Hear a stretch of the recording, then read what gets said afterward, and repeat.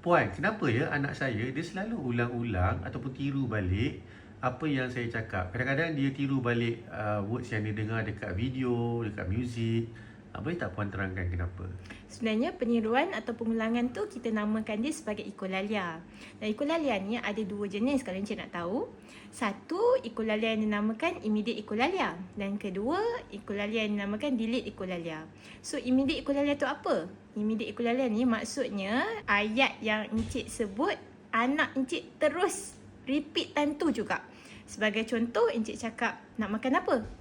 Dia pun terus ulang, nak makan apa. Kenapa jadi macam ni? Sebab boleh jadi time tu dia tengah proses apa yang Encik nak cakap. Dan boleh jadi time tu juga dia tak ready nak bagi jawapan pun. Kira sebagai taking turns, dia jawab balik nak makan apa. Now, delayed ikolalia tu tadi pula ialah ayat atau skrip yang anak Encik repeat dia pernah dapat satu ketika dahulu. Sebagai contoh lah, let's say satu hari Encik jalan dengan dia, lepas tu nampak kereta. And then suddenly dia nyanyi, the wheels on the bus goes round and round. Tak ada bus pun, tapi dia nyanyi macam tu. So, ayat yang sepatut dia guna time tu ada kereta. Tapi sebab dia tak pandai nak cakap ayat tu, dia gunakan the wheels on the bus goes round and round untuk nak berkomunikasi dengan Encik. Kalau anda hadapi situasi yang ikolalia ni, anda nak buat apa?